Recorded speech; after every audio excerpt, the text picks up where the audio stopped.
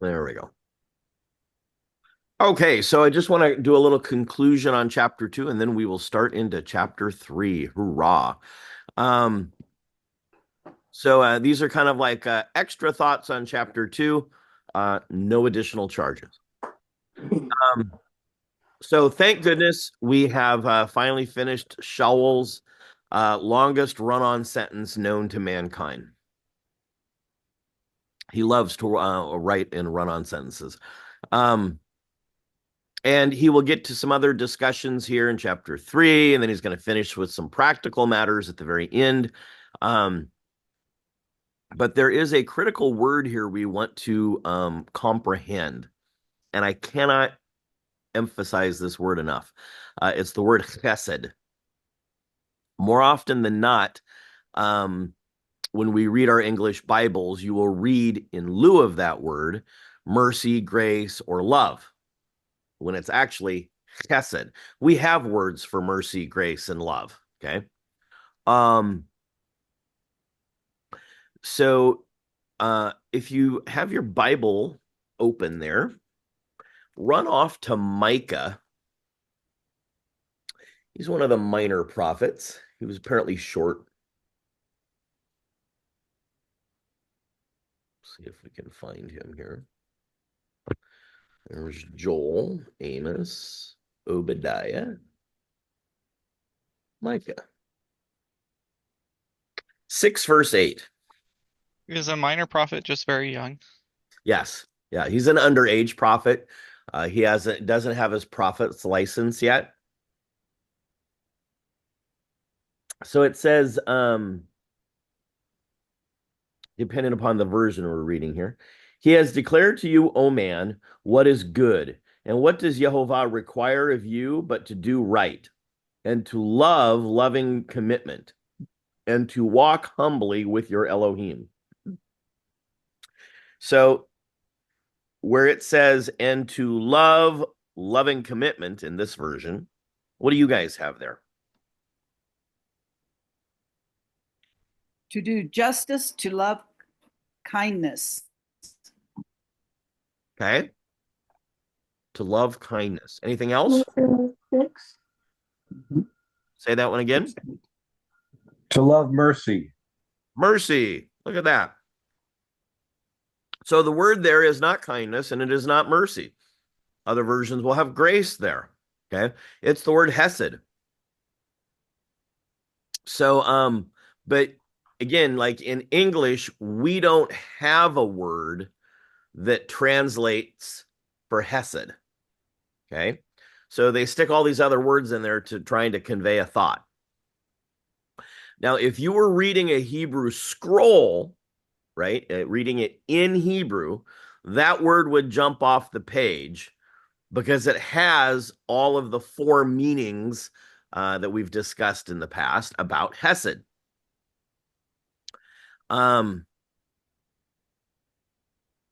So there's this saying, it goes, trust belongs to relationships, ambiguity belongs to relationships, certainty belongs to mathematics.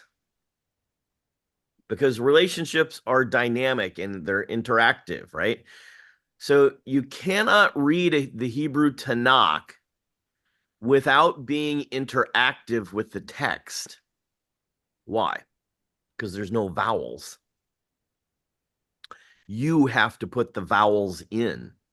So every time you read the Bible, you are actually interpreting the Bible when you're reading a Hebrew text, okay? Because we're the ones adding the vowels to it. So it's not possible for you to read the prophets without you being involved in the interpretation. We've talked about this one before also in the book of Malachi, the Italian prophet. It talks about the Son of Righteousness will arise. But that word for son, depending upon how you put the vowel points, could also be servant, which in my mind actually makes a lot more sense. So we could take there are other places we can do kind of similar things with other words. There's a place where you could take the word people, and if I change the vowels, I can read it as maker. like in Isaiah 2:6. So another one in Genesis 3:16. Depending upon where you put the vowels, it changes the meaning of the text. Now, the Masoretes came along and they put in the vowel points for us. And so that's kind of the way it's read today. It's like it's already been decided. So when you're reading the Bible in English, you're reading someone else's interpretation of the Bible. They've already made decisions for you. When you read it in Hebrew, you are the interpreter. And I believe Yah did that deliberately. Okay, he wanted it to be done that way. He didn't give us the Boy Scout manual on good behavior.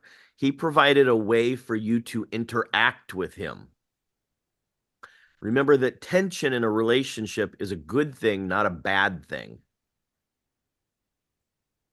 And even when reading the text, it can make it awesome.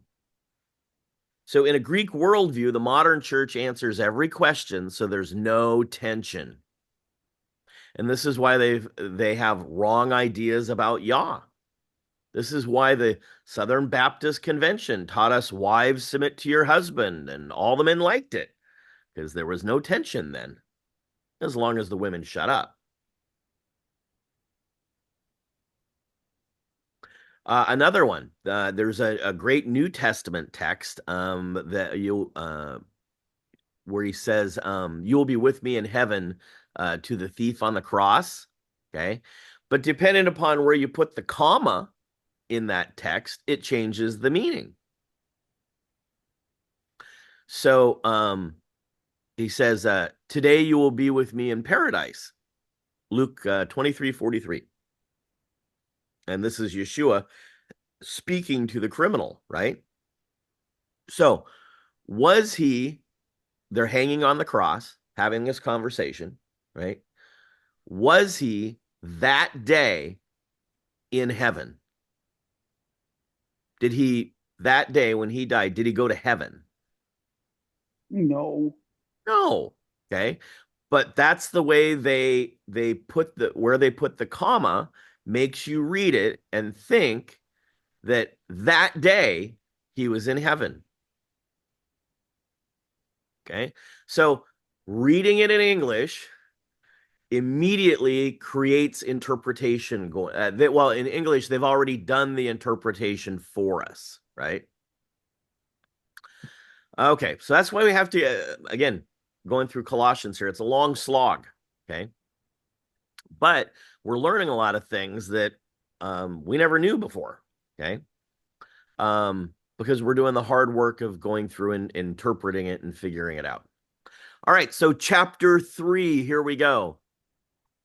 Therefore, if you've been raised with Christ, keep seeking the things that are above, where Christ is, seated at the right hand of God. So lots of interesting things going on here, a couple Hebrew idioms and references, and we will take this a little piece at a time and break it loose. So let's start with therefore. What is the question we should ask? What's it there for? Yeah, after 15 years of doing this, you guys have got this one down, right? What's it there for? So it means that this is a summary statement or explanation of what he's been talking about. So when you see a therefore, you realize he hasn't changed topics, right? Like if we were in 5th grade making an outline for our paper, chapter 3, although again, chapters came much later, right? This is just a letter he's writing. Chapter 3, we would think, oh, it's like a new topic going on. Okay. There's no new topic going on. He's still talking about the same thing he was talking about in chapter 2.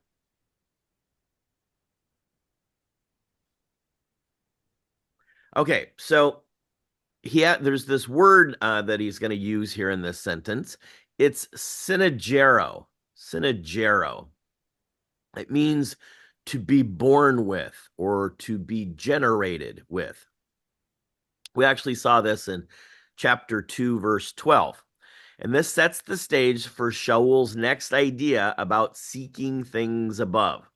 So what he's saying is that you have been born, reconstituted, reborn with the same character as Messiah, and therefore the things you seek should be the same things he seeks. So your DNA is now equipped the same way Messiah's was equipped. So this leads you to a particular type of seeking. Synagero is the phrase that you have been raised up with. Remember, Shaul previously talked about baptism as a picture of resurrection. It's an analogy. You died, you've been raised with Messiah, and now you seek the things above. So we need to know, well, what are the things above that we're seeking? We need to pay attention to the verb here, which is zeteo. Zeteo. It means to seek. So if you're reading Colossians here in English and you see the word seek, seek the things above, what does seek mean to you? Look for.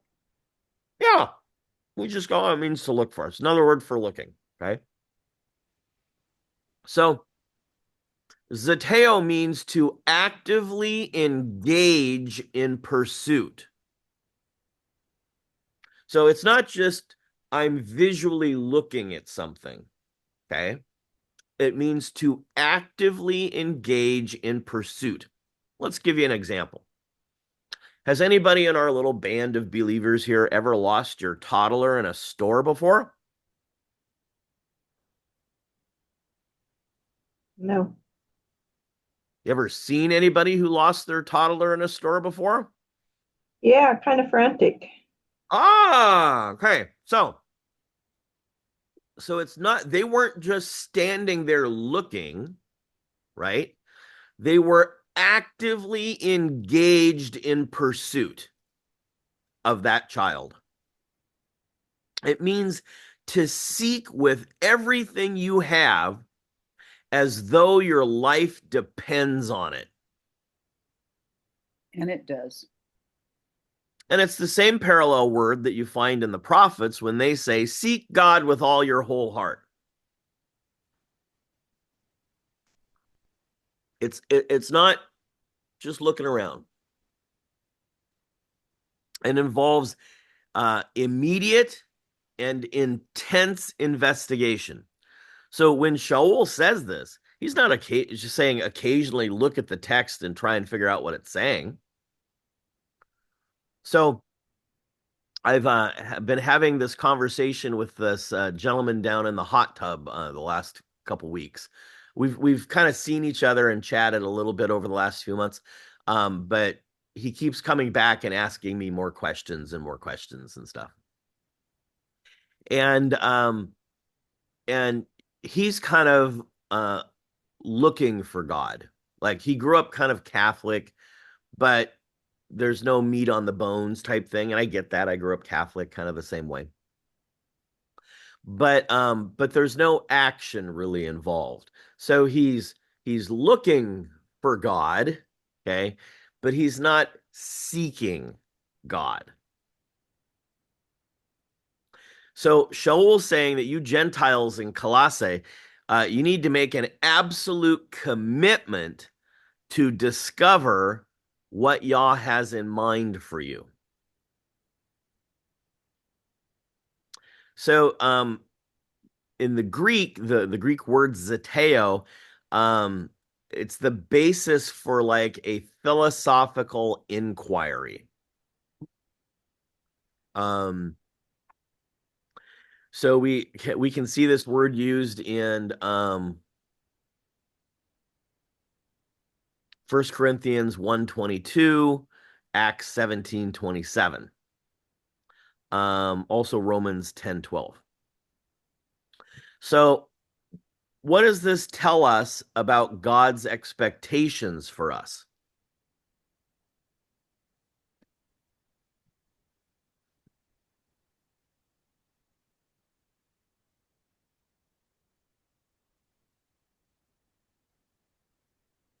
He expects you to do your due diligence. Yeah. Yeah. You better do your due diligence. This is serious, right? This relationship isn't willy-nilly, right? Okay. Right hand of God is the next thing we want to look at. So when Shaul says that the Messiah is seated at the right hand of God, he employs a special Hebrew idiom. Okay.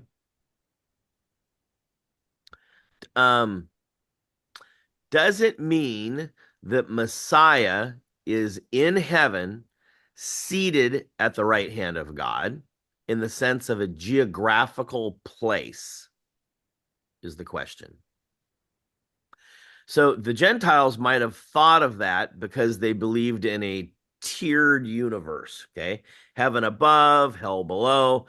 But the ancient pagan idea of the pagan tiered universe was prevalent and known in their world.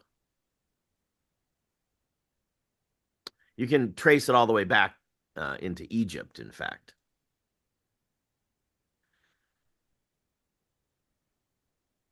So Shaul may be referring to something like that, but it's also this Hebrew idiom. Okay, where does it come from? So in the prophets, they talked about the anointed one of God sitting at the right side of the throne.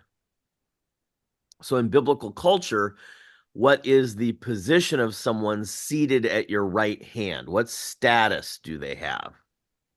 Power. Authority. Yeah, it's like being the prime minister of the kingdom.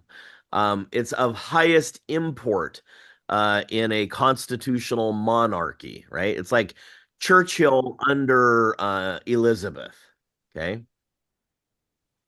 It's the person who has the most important position and authority of the crown.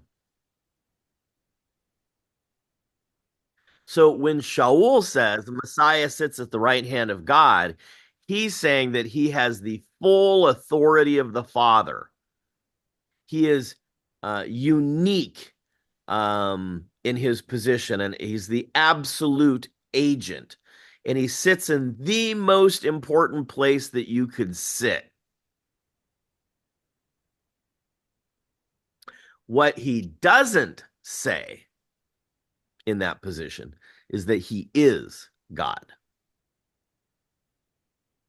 So seated at the right hand, meaning God the Father, right? Seated at the right hand of God is not the equivalent of being God the Father, but it means he functions in every possible way as the representative of God. And we've talked a lot about this over the years about Shaliach being the sent one, right? And we'll look at more of this when we get to verses 4 and 5. When we look at the negative side, which will expose some understanding about the positive side of this. So, when he says right hand of God, it is possible that he's talking about a geographical location, but it goes far deeper than that. This is a statement of his authority in the kingdom. All right, verse 2. Set your minds or affections, depending upon what version you have there, on the things that are above, not on the things that are on earth. So the phrase set your mind uses the Greek verb phroneo. It is it's a cognitive exercise. Something got misspelled there. In Greek, to set your mind means to think about, to meditate, to contemplate. But remember that Hebrew is quite the opposite of the Greek cognitive world. It is a practical action-oriented language, okay? So we have to try to figure out what Shaul why he uses this Greek verb, okay? What does he mean? What's he trying to convey?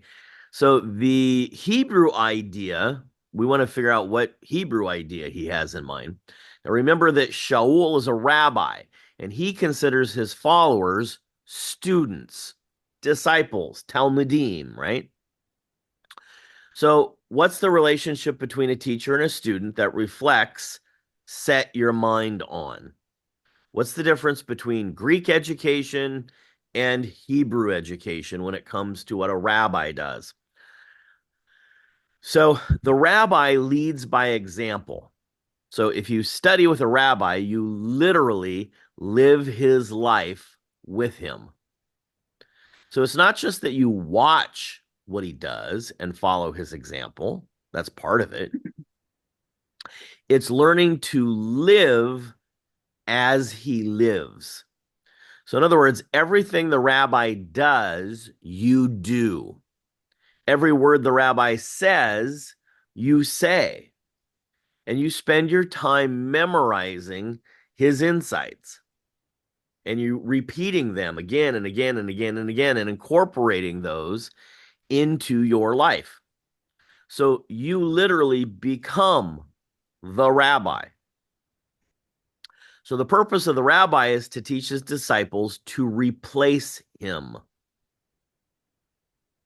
So if we read this in the Greek, we might think, oh yeah, this is like going to seminary, where I think and I study and I learn and I memorize all this stuff, facts. In fact, that's not what Shaul's saying at all. What he's saying is the same thing he says to Timothy. You copy me because I copy the Messiah. You live like I live. You think like me. You act like me. You talk like me. You walk like me. Because that's what it means to set your mind on. So it is much bigger than this Greek cognitive idea of just thinking on something. Okay. So do you remember, I don't know, what was that now, 20 years ago or something? The church went through this thing about the WWJD bracelets. Do you guys remember that fad? Oh, yeah. Remember what it stood for? What would Jesus What do? would Jesus do? Yeah. Did the church really mean that? No. Now, that was rather quick, Chris, to say that so fast.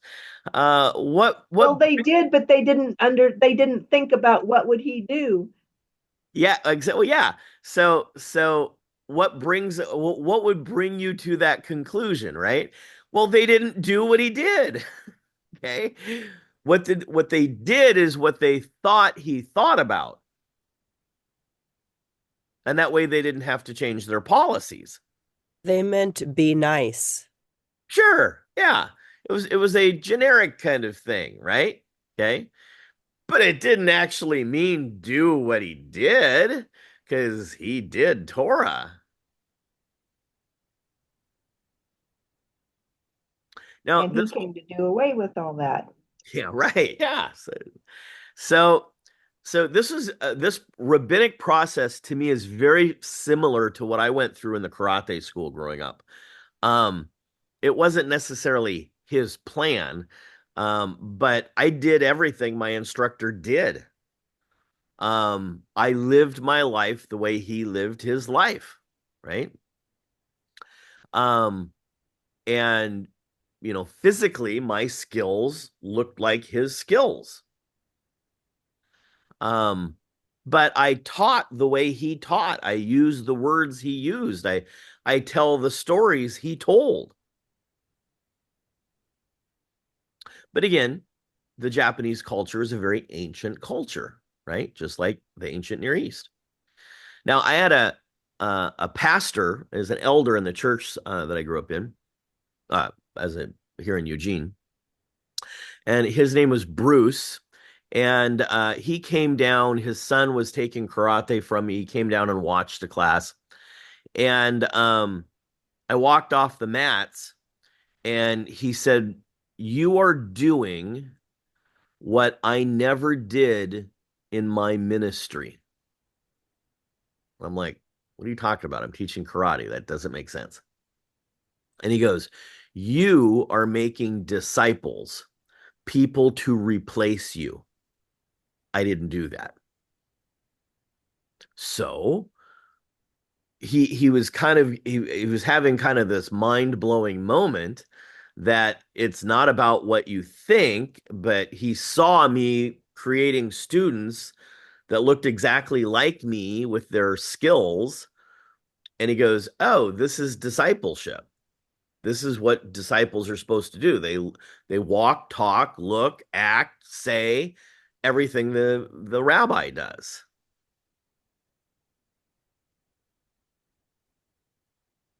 Now, the closest Hebrew equivalent that we might get for this word would probably be wisdom.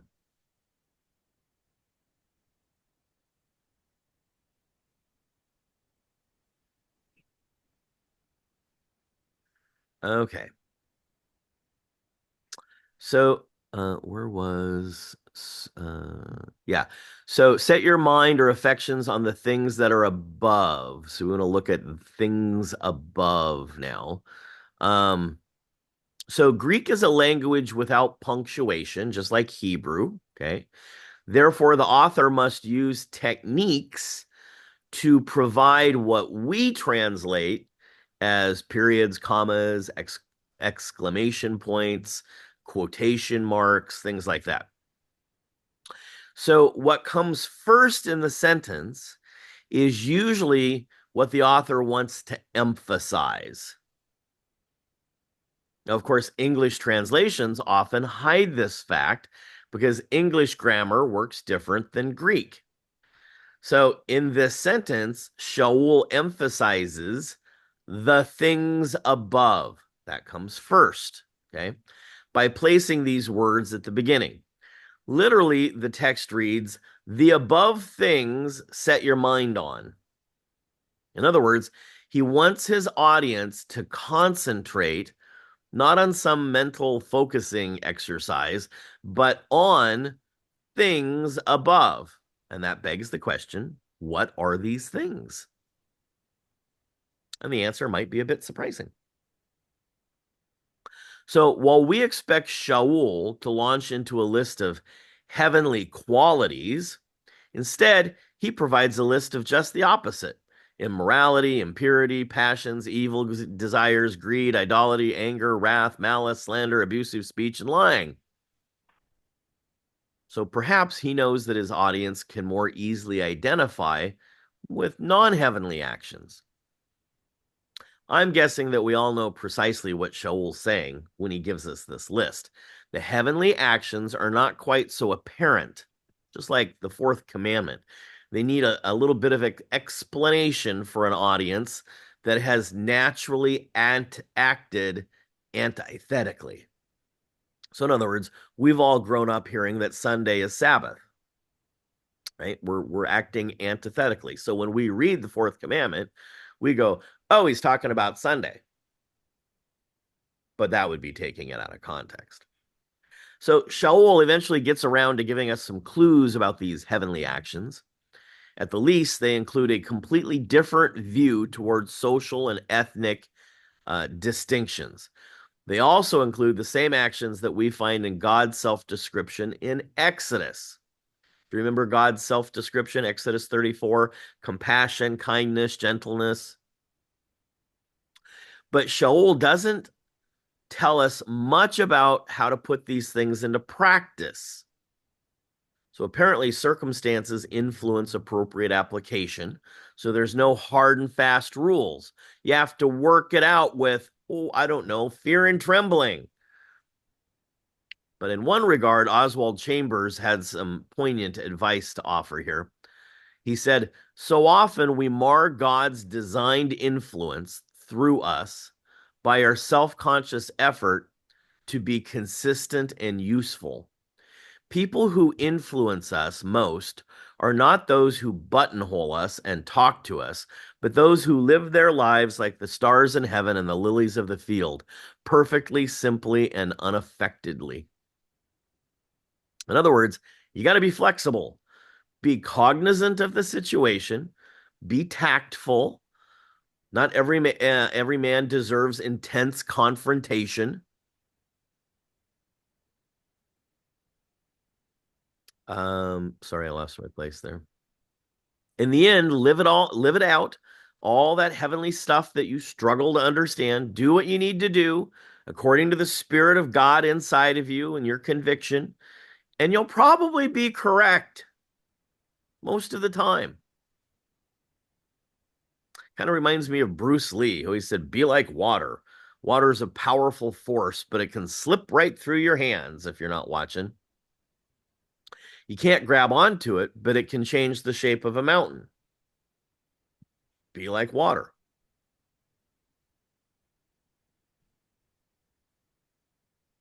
Okay, things above. So Shaul contrasts the things above with the things on the earth. Again, what things we're trying to figure out. Does this mean that Shaul is teaching his followers to get ready to live in an alternate world?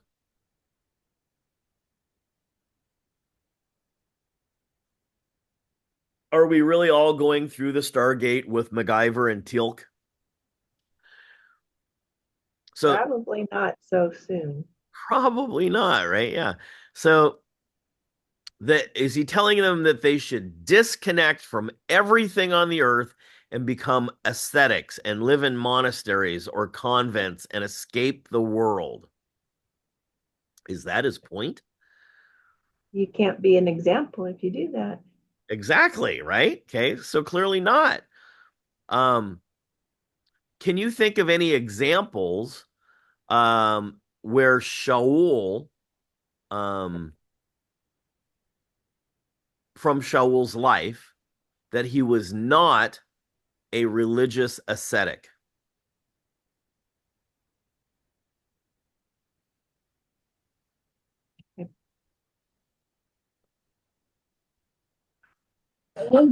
No, not at all. I sense sarcasm coming from the Browns this morning. So, was Paul? Did Paul join a nunnery?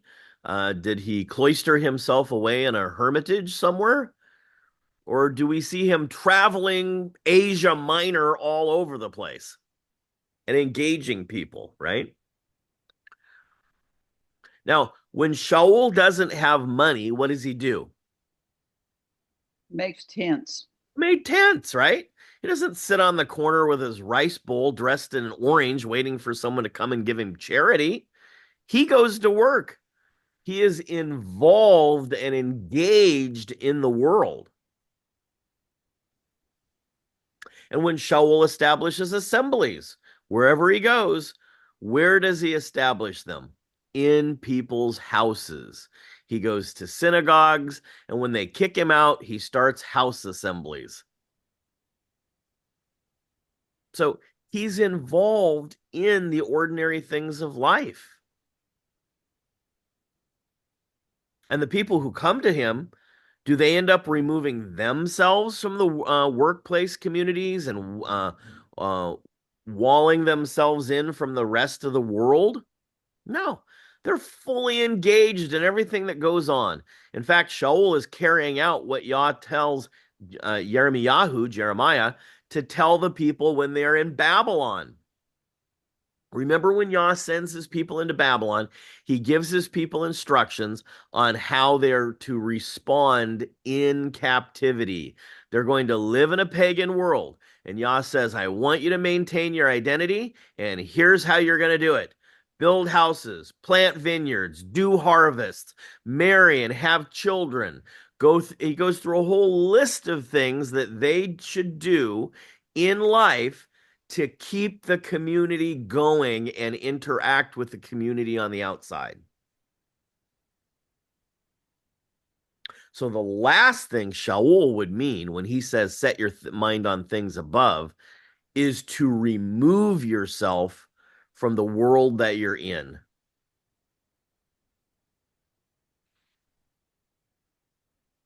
Now, we'll find out what he means by things above when we get to verse 5, so hang in there because he's going to show us the opposites. But right now, it is left sort of vague. Okay, but it's very clear. He doesn't mean pull yourself out of the world and go hide in some deserted place somewhere. And by the way, if you know the history of the Christian fathers, you know that that is how they interpreted this verse. They looked at the world they lived in, the corrupt Roman Empire of America. Sorry. And they left and they went into the desert and lived as hermits for 20, 30, 40 years because they believed God was calling them to leave the corruption behind. Well, yeah, you can leave the corruption behind, but you still have to live in the world, right? But as soon as you take that message with you as well, you end up in the desert alone. And that is obviously not what Shaul had in mind. All right, 3:3. For you have died, and your life is hidden with Christ in God. So the you have died is pretty clear given Shaul's previous comments about baptism and death. Okay. Give me a second here. I just saw an error. There we go. But the idea of being hidden with the Messiah isn't so obvious. So, do you remember a few verses back? We had this word crypto, the idea of being covered over, hidden, right? It isn't the idea of playing hide and seek, though, and deliberately going someplace to escape. It's the idea that your true identity has been covered over, and it will be revealed that you are part of the citizenship of the kingdom of heaven on earth, and that you belong to the brotherhood of Messiah, and that will be revealed. But right now, it's not clear. It has been covered, crypto. So again, the idea is not to run away here when it says hidden. The idea is that God is keeping you under wraps. You are basically a fifth column working on the inside. You insurgents, you. No one knows what you're really about. You know, all those people that you talk to and they go, we don't get what they're doing.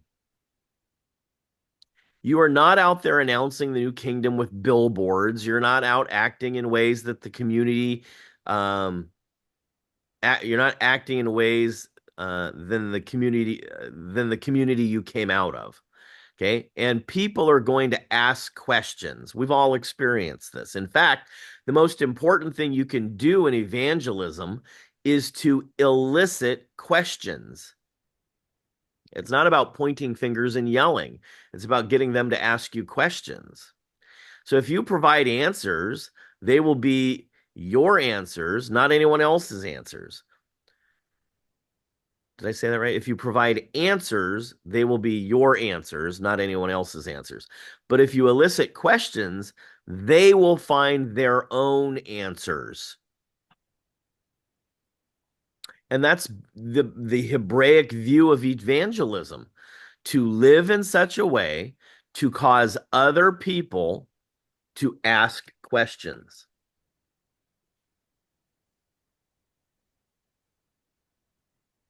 So, are you hidden? People don't understand what is going on in your life. Does this ring true for you after everything you've been through the last 20 years? Are they going to ask? But some things you're going to have to put aside for now. And we'll look at that in verse 4.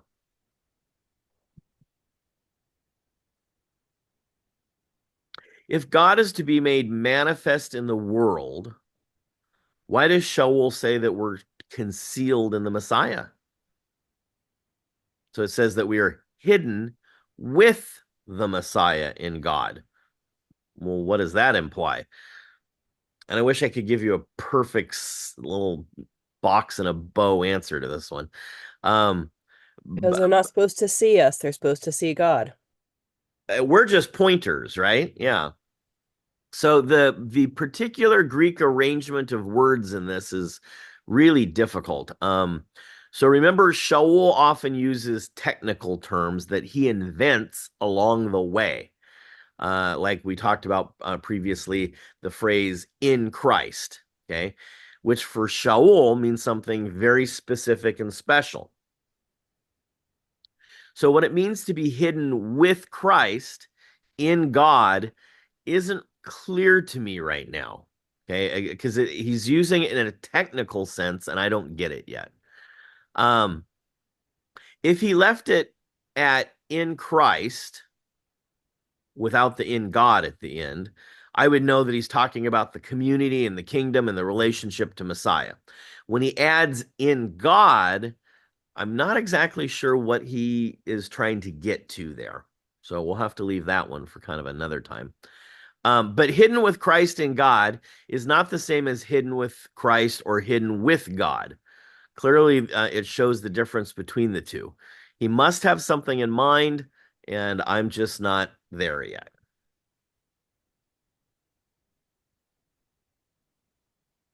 All right, verse 4. So when Christ, who is our life, is revealed, then you also will be revealed with him in glory.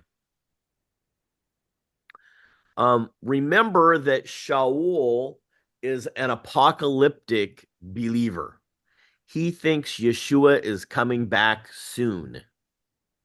So he's saying two important things to the Colossians. Don't worry if this is going to make things upset in your life, because it'll be over pretty soon. He got that wrong. But what he's saying is you can take it.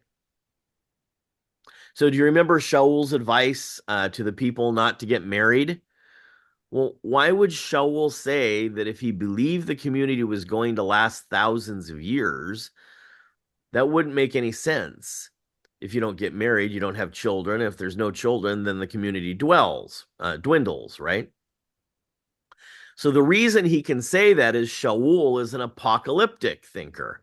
He believes in his coming soon, right? Like it's inevitable any time now. Excuse me. In fact, he says to the Thessalonians when they ask about their friends who have already died, oh, don't worry. When the end comes, they'll all be raised up and it'll happen very soon. So Shaul's view is not that the Messiah is going to be delayed by thousands of years, but that the Messiah will return within his lifetime. He fully expected to see this happen. So he can say to these people, you are now an ex-pagan Gentile. Your entire identity is going to change. You might be rejected by your city, your tribe, your family, your community, but it's okay because you only have to put up for it for a little while. And when Messiah returns, everything will be properly understood. And he can give that advice because he's absolutely convinced that any day now, Yeshua is going to return, set up the kingdom, and then all the things that you've been pursuing and committing yourself to, which have been undercover, will now be revealed to you, and you will be fine. That apocalyptic idea is going on here, which is okay, because you'll eventually be revealed as the one who's part of the kingdom. But there are some things that you have to get away from, and that's verse 5. So apocalyptic preaching is very prevalent today. Did you ever experience this growing up in church? Not very much. Yeshua wasn't coming back soon? Oh, very often. Yeah, it depends what church you went to, right? And some are far more apocalyptic than others, okay? And what this creates is what we call fear of evangelism. This is very prevalent in Catholicism. Usually somewhere in the church, it's very common in Catholic churches, you'll see pictures of the judgment. Protestantism goes about it in other ways. When I was at ECF, I used to be part of a play. It was called something like Fire and Flames or something like that. And basically it was like trying to scare people into making a decision for Christ so they can go to heaven, right? And you don't find that anywhere in the Bible. Shaul is not using this as a scare tactic. He just actually believes it's going to happen. And of course, we realize 2,000 years later, it didn't happen. Okay. There is a great book by Paula Friedrichsen. She is a Pauline scholar. Very good. And it's called Paul the Pagan's Apostle. And she shows in great deal how Paul's apocalyptic idea influences his theology and what it meant for his Gentile audience when he spoke to them. So, little sidebar, when we read Shaul, we understand that he's an apocalyptic writer. We understand that this was written to the Colossians in the first century. So, how is this relevant to us today? So, this line of thinking is canonical. Its root is to accept Shaul's letters as the Bible. So, Shaul never thought his letters would be universal and put on the same level as Torah. So the root of the question is God wouldn't have given this to Shaul if it didn't mean something to us as well. Now that's an interesting thought, but Shaul did not claim this. He never says, by the way, my letters are sacred, inspired, and they will be canonized. That is a church policy position. Okay? That is a theological position. So even though Yah is working through the letters that Shaul wrote, Shaul's audience is what Shaul is writing to, is who Shaul is writing to.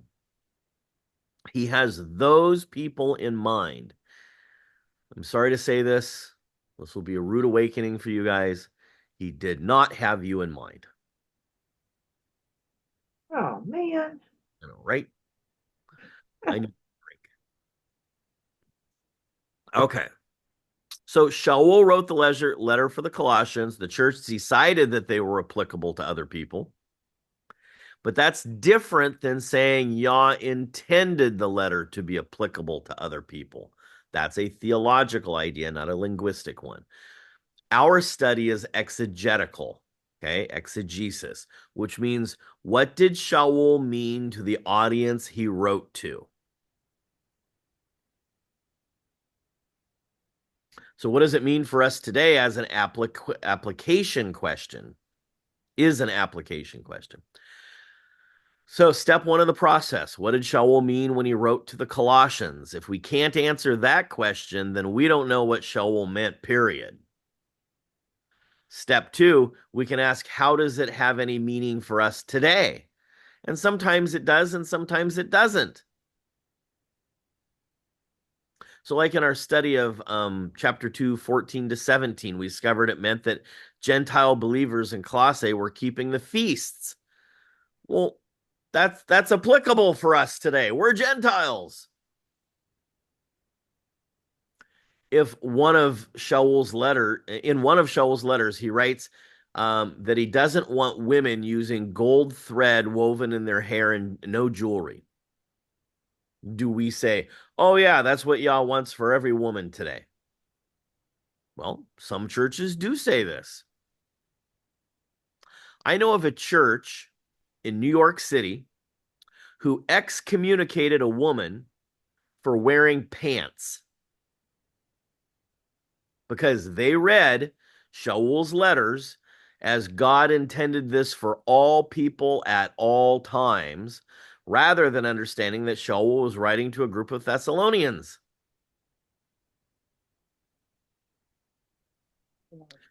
So to do exegesis, you have to separate what did the original author mean to the original audience from how I might apply these things today. And sometimes they'll apply and sometimes they won't.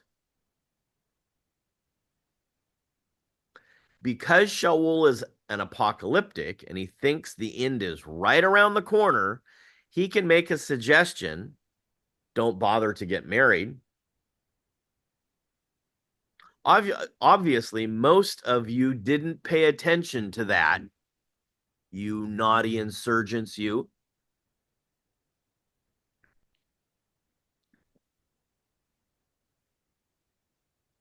Now, let's look at the difference between prophetic and apocalyptic. So apocalyptic means a worldview that the end is at hand. Okay, the end is near. Remember, Yeshua says that the kingdom of God is at hand many times in the Gospels. Okay, that is an apocalyptic view. That says some cataclysmic event is going to occur that is going to change everything. So when someone says Shaul is an apocalyptic, it is not just that the end of the world is coming, but he thinks some significant event will occur that will alter the way we will understand the world fundamentally. And for him, that's the return of the Messiah. So when the kingdom of earth will that is the Messiah, then the kingdom of earth will be established. Jerusalem will be at the center of the world. Torah will pour forth from Sion. Shaul thinks all these things will happen when Mashiach comes. So he's an apocalyptic.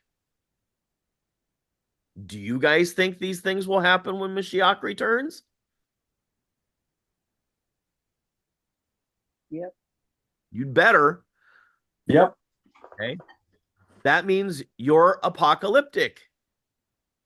Okay. So now, what does it mean to say prophetic? So since the 3rd century in the church, prophecy has been the equivalent of prediction. So if I say I have a prophecy, I'm saying I'm going to predict something. Something will happen in the future, and I'm telling you about it now. Okay, so it's history in advance. I guess, no, not history. It's future history in advance, right? So that's what prophetic means to us. Okay. That is not what prophetic means in a Hebraic sense. So in Hebrew, the word is either Navi or Jose. Not the Jose that mows your yard. That's a different Jose. Okay. So it means prophet or seer. So it is not about prediction. It means warning. So look at the book of Jonah. In 40 days, Nineveh will collapse or be destroyed. Was Nineveh destroyed? No. No. So it wasn't a prediction. Why? Because Yah changed his mind. What was the prophecy then? It was a warning to get the people to change their direction. We would say repent, teshuva. Okay. Now, another author, Jacob Neuser, he's a great Hebrew scholar, says the purpose of Hebrew prophecy is to never come true. I love that. The purpose of a Hebrew prophecy is to never come true. Because the whole point of Hebrew prophecy is conditional. The idea is that Yah warned you about something and he hopes you will change your direction so that it won't happen. That is very different than our view of prophecy as prediction today. Oh, yeah. We think the event is already fixed and we're going to see it in advance. It's a lot like telling your kids, if you don't make your bed, I'm going to throw it in the trash. Like this is what's going to happen. And if you do little things ahead of time, you say, if you do such and such a thing again, you're going to get spanked. And then they do such and such a thing and they get spanked. They start to correlate what dad says is what dad's going to do. So if I don't make my bed, he's going to throw it away.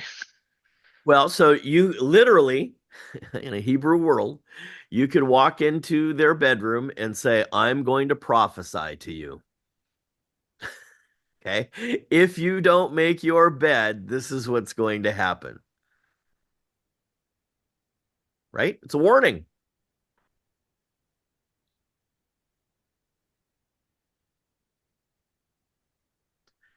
So remember Yeshua's remark, in that day no man knows except the Father, not even the Son. So why does he say that? Because it's conditional. Because every day it changes. God's view of how it's going to happen depends on what everyone else does. So in Hebrew, prophecy is always conditional and it's a warning. In Greek, prophecy is always predictive and final. So Shaul says in Corinthians, I want everyone to prophesy is different than what the Torah is saying.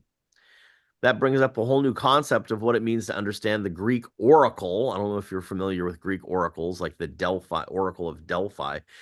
In an oracle, you had to have a manic and a prophet. The prophet was an interpreter, not a predictor. Speaking in tongues was included in this. It's all in the same passage. So to learn more about that topic, you would want to go to the Theological Dictionary of the New Testament. It's only 10 volumes, 10,000 pages. Look up prophet, and you'll see two important terms. First one is manic. That's the person in direct contact with Yah. He foams at the mouth, rolls on the floor, utters in languages that people don't understand. And the prophet, the person who interprets what it means for the people. So when Shaul writes to the Corinthians, he's writing about a Greek idea, the oracle, the manic, and the prophet. Someone who has direct contact with God and someone who interprets. He is not talking about the Tanakh concept of the Navi who comes with the word of God, a warning. Also, there's another great book called The Cult of Dionysus by Leon Davalos.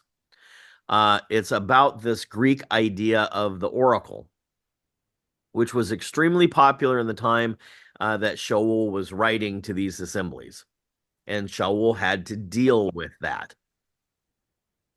Now, certainly, Yah knows all the possibilities, okay? So which one becomes an actuality depends on our choice and his choices. So remember the kids' game with all the nails pounded into the piece of wood. So we would stand it up and there'd be like 100 nails in it. And then they put a ping pong ball at the top and it would work its way through the maze of nails. And if it went into a certain hole, you get a prize, right? So Yah knows all of the possibilities of that ping pong ball hitting the nails, okay? But not all of the possibilities become actualities.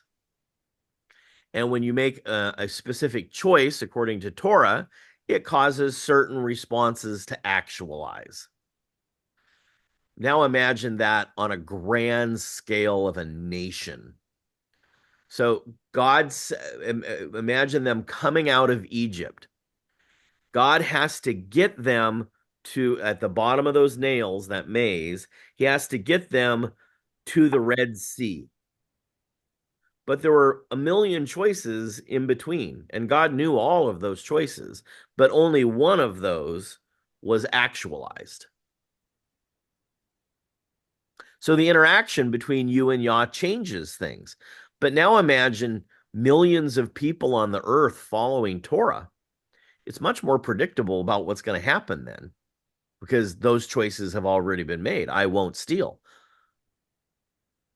I won't commit adultery. I won't do these other things, right? So the path becomes narrow then, right? And the outcome becomes more predictable. So the interaction between you and Yah changes things. If it did not change things, you would be merely a puppet. Scripture is very clear that you are accountable for your choices. You make choices that make a difference. That is not the same as saying God doesn't know everything about you. That is not the same as saying God did not create me the way I am. In the branching tree of events and time, certain things happen. And when those things happen, other things happen. And Yah knows all the possibilities that ultimately arrived at you. And he has arrangements for every possible scenario. We have to deal with the actual scenarios that we have, our decisions, and knowing that each choice that we make has influence over what happens next. Also, to understand the theological and philosophical underpinnings of this, you could read Skip Moen's doctoral dissertation, God, Time, and the Limits of Omniscience. It's long, complicated read, but it shows how this all works out in terms of choice and time. Okay, so let's see here. There's something at the end of this.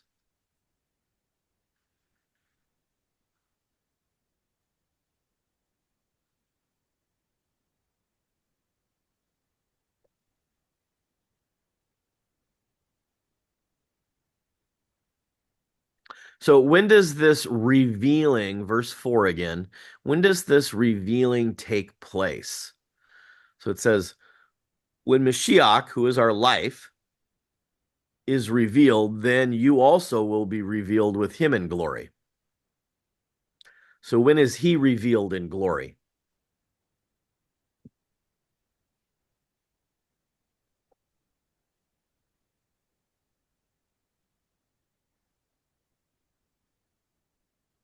When he comes back. Yeah, the second coming, right? Okay, when the great sky cloud rider shows up, right? Okay, he's revealed in glory. We talked all about that at Sukkot. When he's revealed, he then reveals us and who his kingdom is. Okay. Okay. Let's do one more verse here, I think. Verse 5. Therefore, again, another summary statement to talk about the last three verses here. Treat or consider the parts of your earthly body as dead to sexual immorality, impurity, passion, evil desire, and greed, which amounts to idolatry. This is fun stuff now.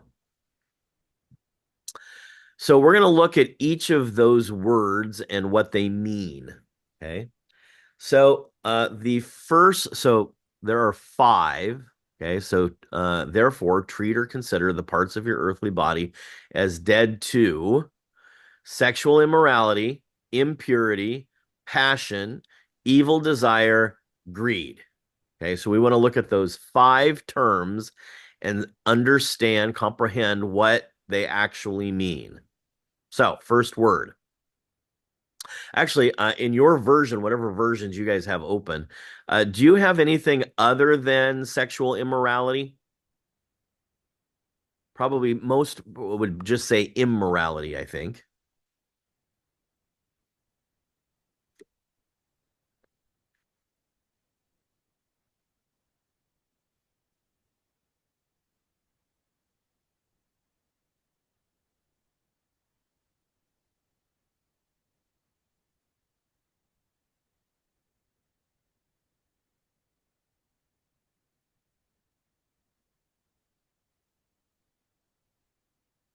Do we all have just immorality there? Is that, or did I lose everybody?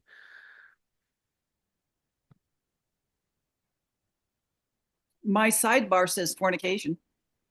Okay. All right.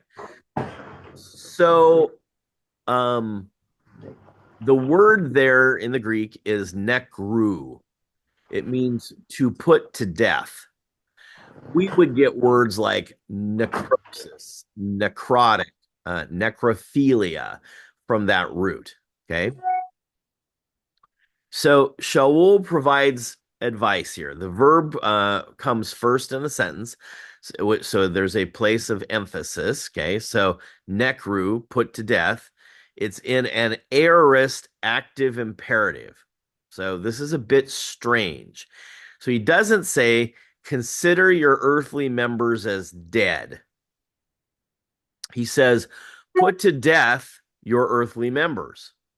So it's a command. Okay. It is not imagine yourself, which is what it consider implies. Okay. Consideration takes place in your head, right? So the KJV is good. It says mortify or kill. So an aorist tense is final, finished, and already complete. So how can Shaul give a command for something that is already final and completed when he's writing to an audience that is yet to receive his instruction? It would be one thing to say in an active sense, go and kill these things. But he says in an already finished sense, mortify, as though it's already happened. So what does this imply about the view of the Colossians that he's writing to? He doesn't give them an active command to put to death. He's basically saying it's already happened. If English had this verb form, we would translate it dead your members. Okay? So what Shaul's saying in the Greek here is to recognize this event has already occurred for you and live accordingly. So he's not telling them to do something here. He's basically telling them to acknowledge that it's already been done and therefore live differently. Now, that's a big deal because if we read this as an active imperative, Shaul would be telling his audience to go do something. But because it's an aorist form, he's telling them it's already happened.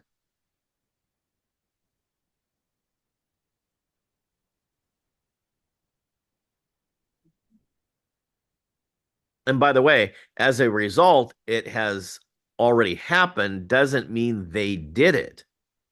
When they were baptized, this occurred.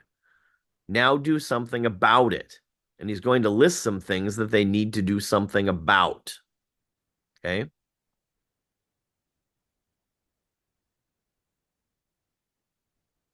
So we want to look at this word members, members of your body. This has wider implications than we think of today. Again, remember the audience. It matters what it meant to them. Okay. So in Orphic myth, the consumed members of Dionysus are found in humans as the most noble legacy at creation. In Gnosticism, individuals are members of the primal man, which the Redeemer gathers from dispersion and which receive from him a new form. So basically what he's saying is this. In the Gentile world, it is not just your members, your hands and feet. In Gentile religious mythology, the gods participated in your body. They took over parts of your body. So members of your body to a pagan audience might be religious experiences, like that manic and the prophet. Okay. So you can think, you could think also today maybe of the Catholic doctrine of transubstantiation, where the wafer and the wine turn into the literal body and blood of Messiah Yeshua. It's transformed. So the moment you take it, you are no longer eating the wafer, you're eating the body of Messiah. Okay. There was this show that I've joked about watching. I just started rewatching the series last night called Stargate SG-1. And all of a sudden, I'm thinking about teaching this today, and this shows up, and so these aliens, they have this big worm that lives inside of them, right? But that's what it's describing here, is that the gods had took control of people's bodies and lived in them. Okay, they participated together. They were interactive together.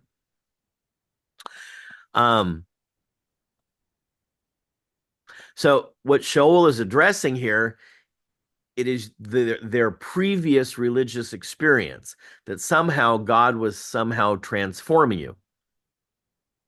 Okay, we also have this phrase, earthly body. but this is really two nouns. It's a noun and an adjective. It's not a noun and an adjective. And the expected word, soma, or body, doesn't actually appear here. So literally it reads, your members, earth.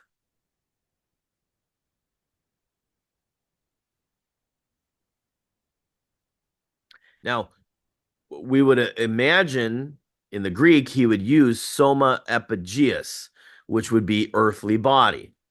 Okay.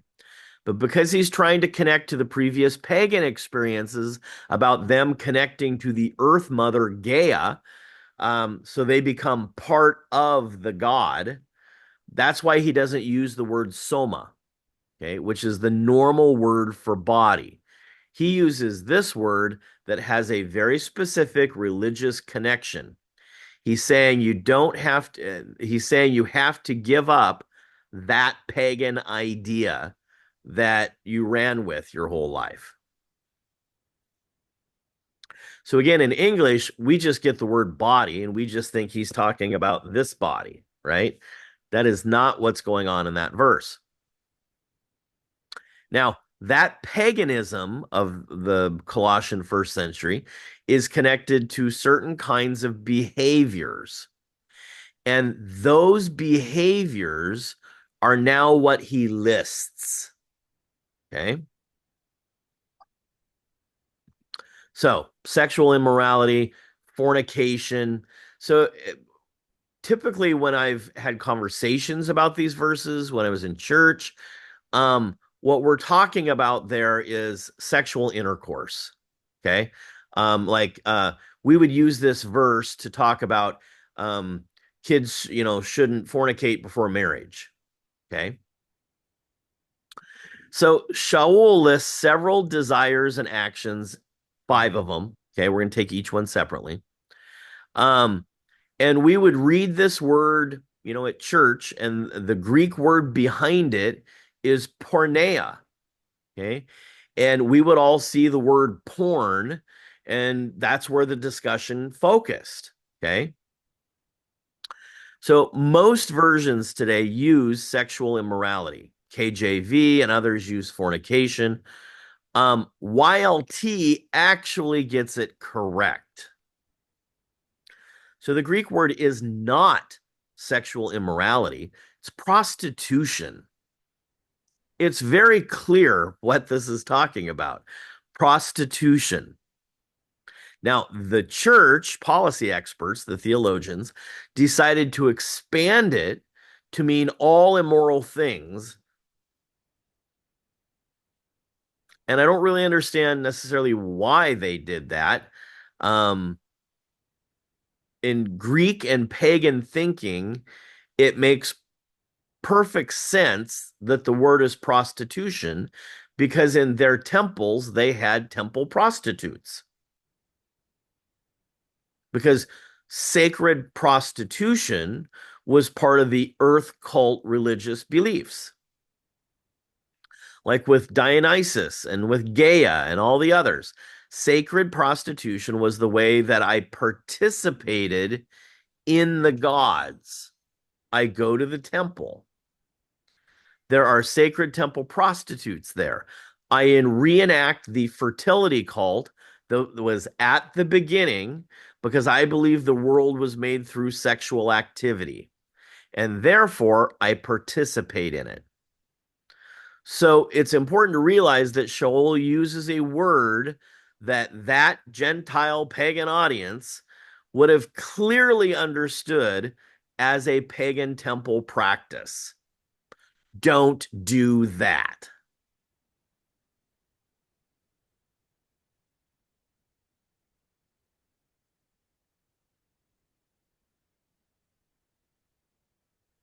So let's take a second and dig into the Greek attitude about prostitution and the Roman view of prostitution in Paul's day.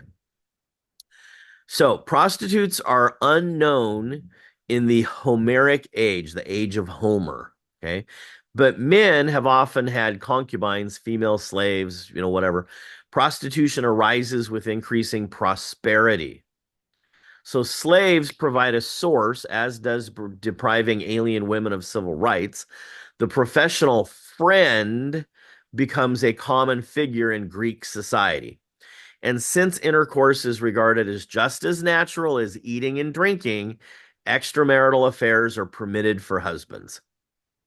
Yet, excess is censured in the Greek culture. So the translator's choice of immorality in English is way too broad. So why do you suppose this word was chosen, because it was a choice, rather than the narrower prostitution?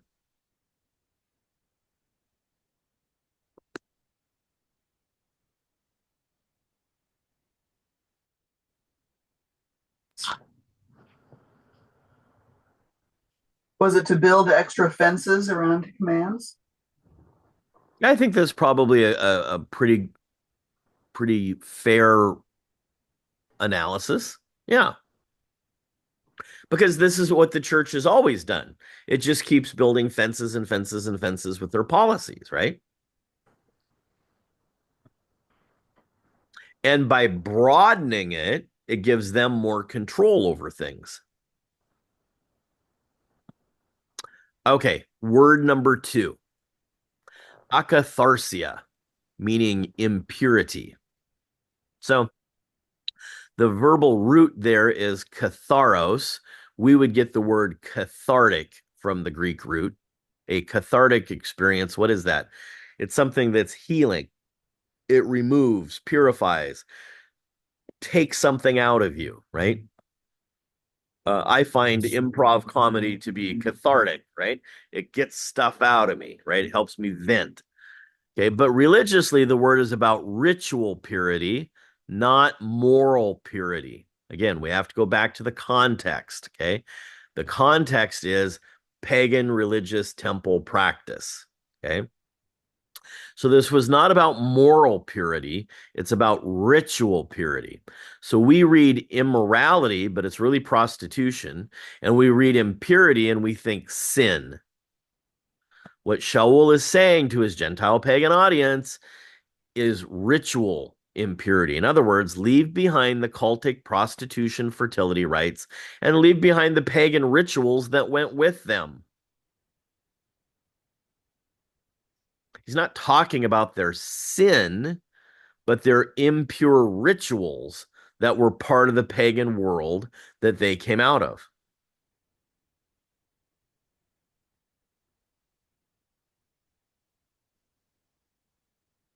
Now, there is another word for moral purity. It's agios, okay? But again, that the translation is too broad. He didn't use that word. He's very specifically using a ritual impurity, some religious practice that was common in the pagan temples. Okay, so again, we've made the translation too broad. He's talking about something very, very specific. All right, third word, passion. This is the word pathos. But I thought passion was good, right? So the root of this is pasco. Again, we talk about the passion of the Christ, right? The Passion Week. Okay. Well, so passion actually, the kind of the root of this is like it has to do with suffering. Okay. To have compassion means to suffer alongside someone. So the noun means experience, mood, emotion, passion. Doesn't God want us to be passionate about things? Isn't he concerned with our moods and our inner world? It can be impulse, change, process, attribute. In rhetoric, pathos, it might also be misfortune. So the Septuagint uses pathos only in works with no words with no Hebrew original. So what does that mean for our translation of Shaul's idea? Is Shaul suggesting that you should suppress all of your passions? No. What Shaul is talking about is the passion that goes along with a cult like Dionysus. In those ritual passions was an important part of receiving God into your body so that you participated with the God in whatever act occurred next. So Dionysus is the Greek term for the Roman god Bacchus, and the god of revelry and drinking, which is what we connect with the New Year's celebration today. So what would happen is people would go get drunk, and when they were sufficiently drunk, the god would show up in their group and would inhabit one of the people, like the man, who would then have an ecstatic experience, a passionate experience with the god, and do all sorts of things in the community, which were interpreted as divine intervention in the group.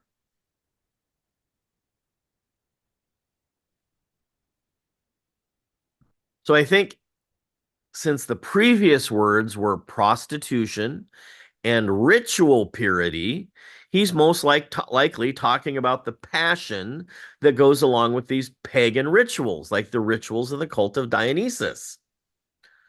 Again, Shaul is not just pulling words out of the air that we would read today as actions of sins. He's talking about the behaviors the Colossians would have recognized from their past pagan experiences at the temples. By the way, only Paul, Shaul, uses this word in the New Testament, and he uses it in the sense of erotic sexual passion. So remember that the word group starts with the idea of expressing something that comes from outside. So this idea of sexual passion and these ritual, temple rituals and stuff like that is what he's talking about. Okay, fourth word. Again, we're in 3:5 here. Colossians 3:5. Evil desire. The word is epithemia. Typically translated desire.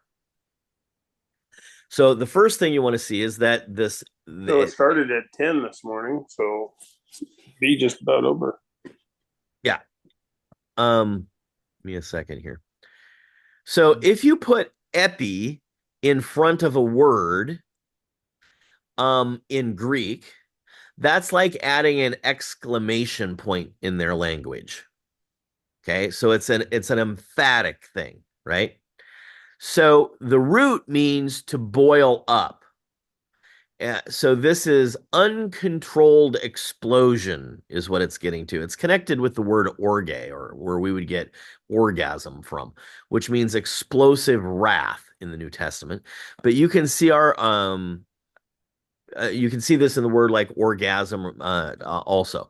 So now we get the idea that this certainly has to do with a pagan sexual ritual having to do with worshiping false gods. So that goes all the way back to Exodus and the Apis bull cult. Okay. So I'm sure it is language that would have been very familiar by the time the Dionysius cult comes along, and thus to the Colossians. Okay. Shaul is saying that these are the things you need to walk away from. If you want to think upon these things above, you have to leave everything behind connected to the rituals, behaviors, and thinking that these cults that have been a part of your environment. So it's not evil desire as much as it is the interaction that happens in the pagan cults of those members of the audience that would have been quite familiar with them. Okay. Again, it always comes back to it's what they were doing. He's correcting what they were doing.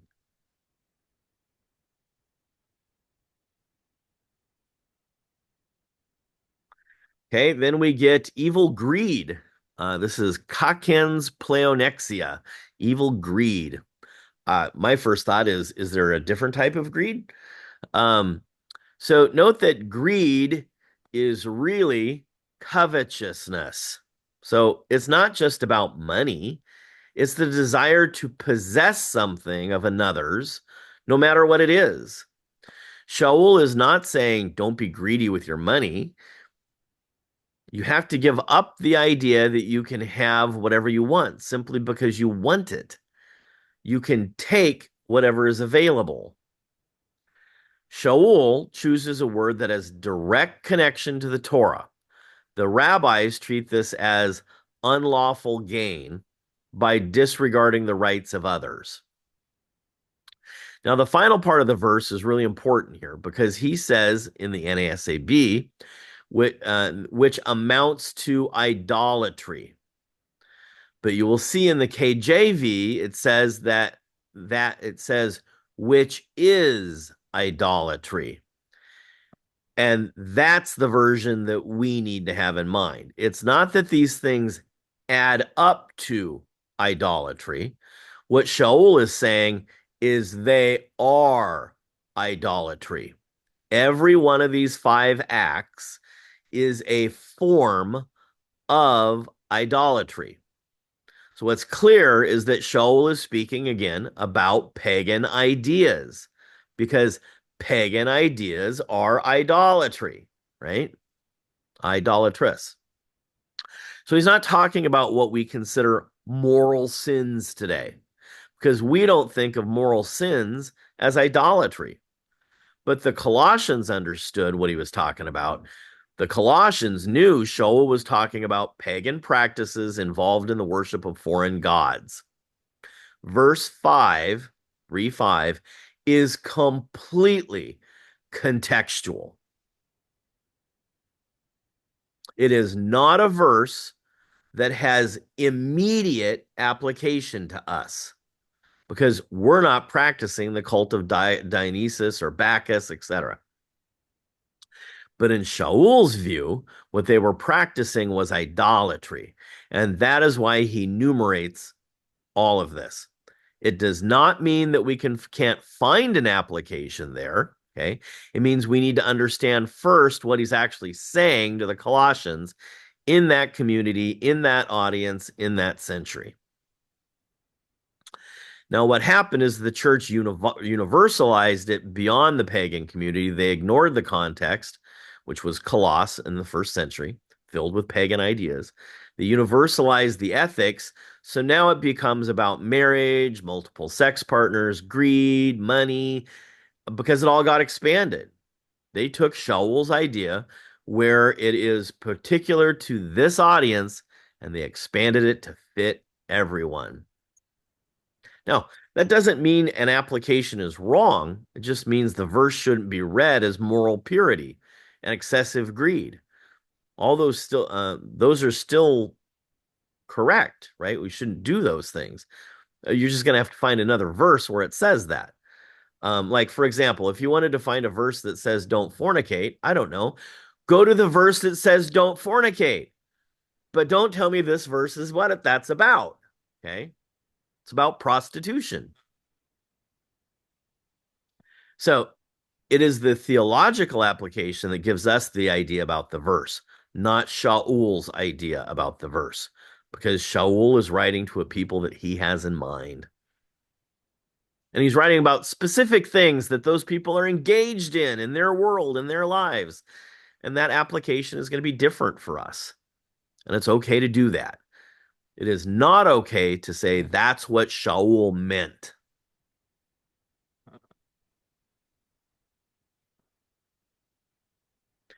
So if Shaul is writing to a pagan audience, telling them that they need to leave behind the sexual ritual practices of the cults that they were experiencing, that's what Shaul means.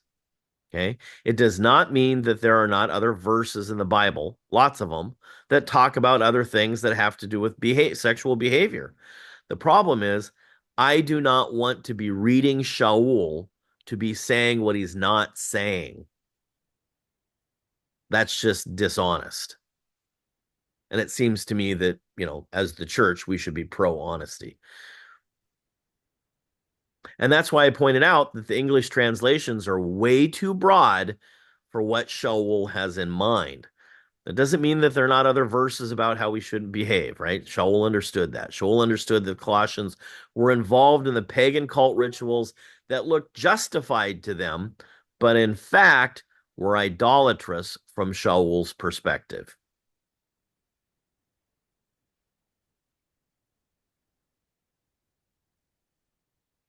For example, the rabbis considered greed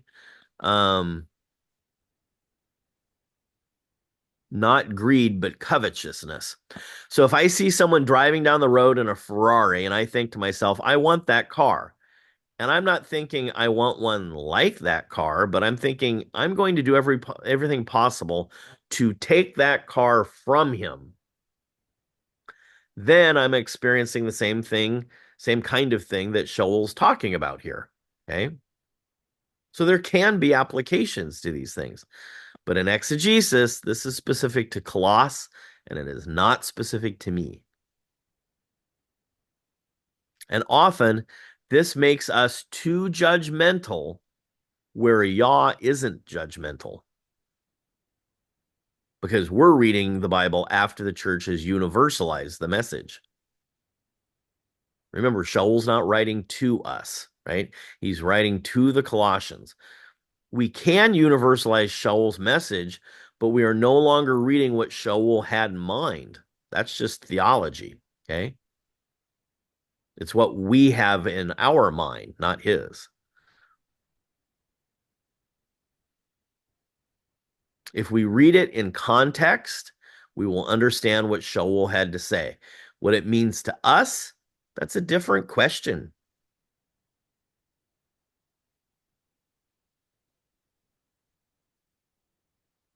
So Shaul is a first century dude, right? He writes as a first century dude. He's not a 20th century guy. Shaul never suggests, nor does the Bible, that application is individual. So because you're a member of the community of Messiah Yeshua, so whatever you do is a reflection of the whole community, and the community works out what that application is. You may come up with your own idea and say, this is what I think it means, but the whole community has to live with that idea. So remember that in what we experience today with all of our problems, we are the nth degree of the Greek worldview. We've taken the Greek worldview to the absolute end in every area. And that's why we see problems, because the Greek worldview, the whole premise is it's all about me. I am the smallest unit in the universe. And so it's all about me. And you have everybody running around trying to be me, me, me, me, me, and then they try to interact together and it doesn't work. The smallest Hebrew unit in the Bible is the family. There is no me. There is no individual in the Bible. There's a community, a family, and then a clan and a tribe, right? Because all of those decisions affect everybody else. You exist as a member of a family. So whatever happens in your application on a verse happens to the family. And by the way, you can see that Shaul absolutely recognizes this. Remember when they are in prison and the jail is going to collapse and the doors swing open and the jailer is going to kill himself? Shaul says, don't do that. Recall what the jailer says. What must I do to be saved? What was Shaul's response? Believe in Messiah and you and your family will be saved. He doesn't say you individually will be saved. And then you'll go out and save each member of your family. He says, and you and your family. What the jailer decides includes the family. So it's the unit, not the individual. Shaul expresses a family building block idea in his response to the jailer. As head source of the family, the jailer affects everyone in the family. So when you want to talk about application, it isn't about you, it's about the community. We're having, as soon as you start talking about what's the application, how do we apply that verse into our lives, you have now started a community discussion. And that's how you figure out what the application is. It has to work for the community. Okay, last slide here.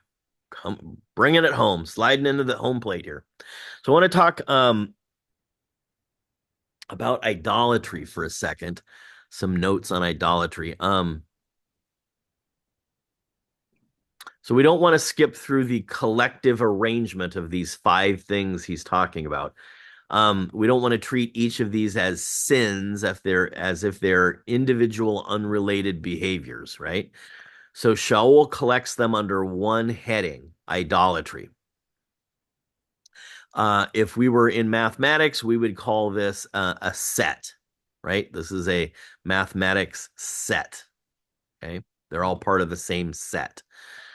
We would notice the similar characteristics of each, and that works for immorality, impurity, passion, evil desire. All these are tied to sexual behavior, but we don't think of greed as sexual necessarily today. And because we don't see it that way, we think that Shaul designates only greed as idolatry. So we read the verse as the phrase, if the phrase hedes estin, which is, applies only to the last of his list, pleonexia, greed, and that's a mistake. So all of these words are clearly sexually oriented words. They're related to religious practices. Where